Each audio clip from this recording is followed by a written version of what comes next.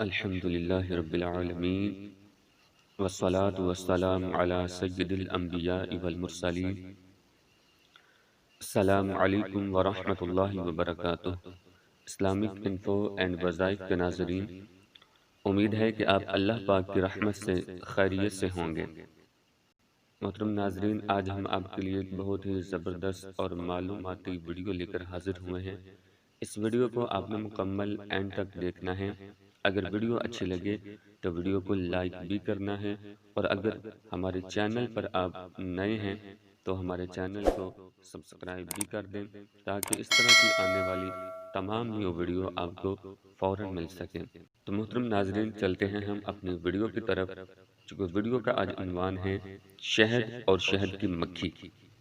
شہد کی مکھی کی ایسی خصوصیات انشاءاللہ آج ہم آپ کے سامنے بیان کریں گے کہ جو شاید آپ نے پہلے کبھی سنی ہوں۔ عربی زبان میں شہد کی مکھی کو نحل کہتے ہیں۔ قرآن مجید میں اللہ تعالیٰ نے ایک سورہ نازل فرمائی جس کا نام سورہ نحل ہے۔ اس سورت میں شہد اور شہد کی مکھی کے فضائل اور اس کے فوائد و منافع کا تذکرہ فرمایا ہے، جو قابل ذکر ہیں، اور در حقیقت یہ مکھیاں عجائبات عالم کی فہرست میں سے ایک بہت ہی نمایاں مقام رکھتی ہیں۔ اس مکھی کی چند خصوصیات ملاحظہ کریں۔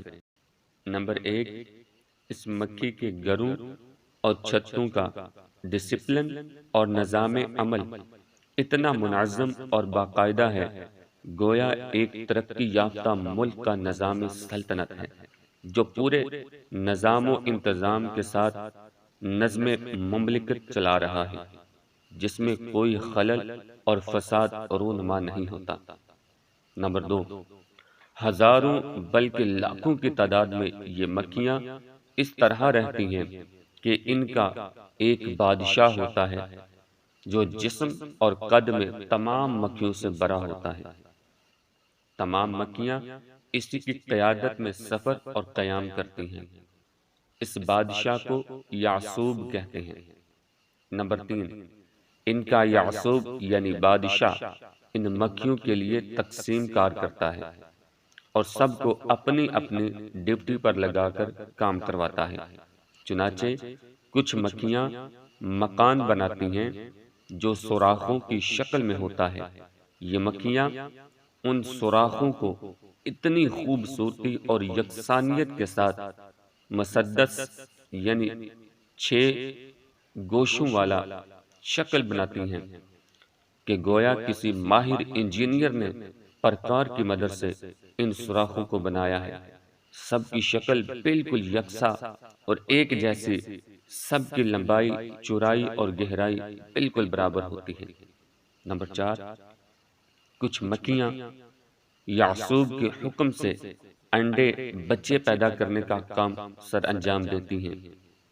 کچھ شہد تیار کرتی ہیں، کچھ موم بناتی ہیں، کچھ پانی لاتی ہیں، کچھ پہرا دیتی رہتی ہیں۔ مجال نہیں کہ کوئی دوسری مکھی ان کے گھر میں داخل ہو سکے۔ نمبر 5، یہ مکھیاں پھلوں، پھولوں وغیرہ کا رس چوس چوس کر لاتی ہیں اور شہد کے خزانے میں جمع کرتے رہتی ہیں، اور پھلوں پھولوں کی تلاش میں جنگلوں اور میدانوں میں سینکڑوں میل الگ الگ دور دور تک چلی جاتی ہیں، مگر یہ اپنے چھتوں کو نہیں بھولتی اور بلا تکلف کسی تلاش کے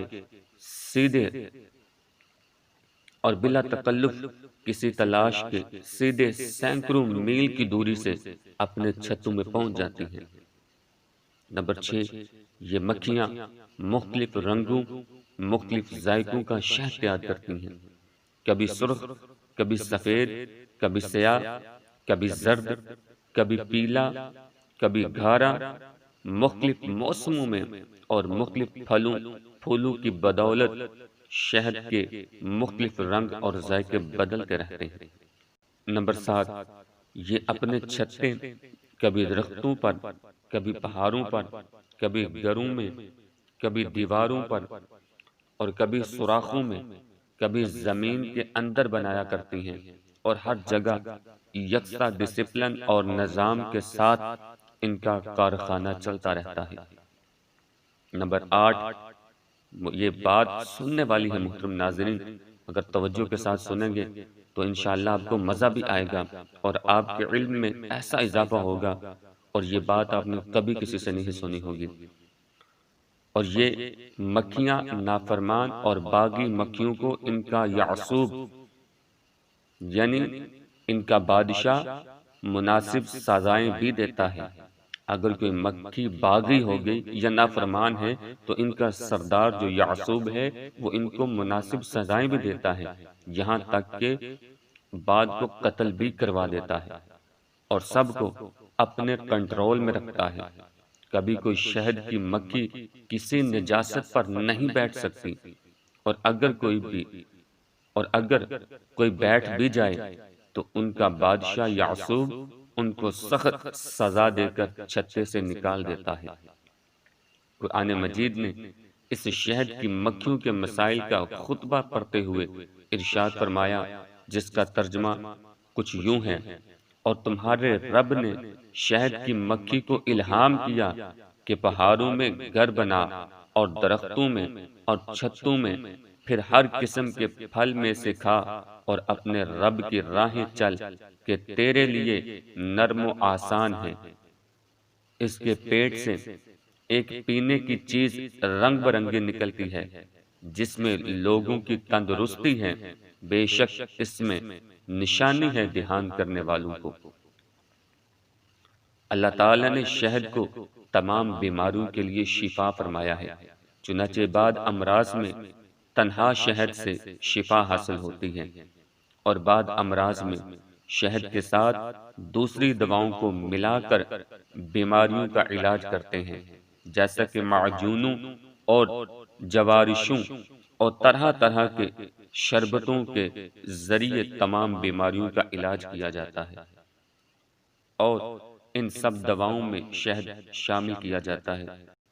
اسی طرح سکنجبین میں بھی شہد ڈالی جاتی ہے جو پیٹ کے امراض کے لیے بے حد مفید ہے۔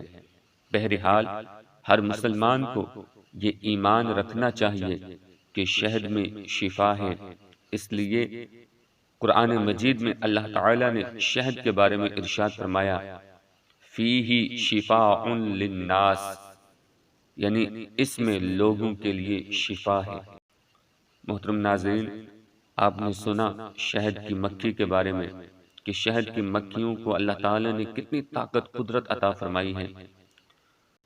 تو اللہ پاک کی بارگاہ میں دعا ہے کہ اللہ پاک ہمیں بھی ہر مرض سے شفا عطا فرمائے۔ ملتے ہیں اگلی ویڈیو میں، تب تک کے لیے اجازت دیجیے، اللہ حافظ۔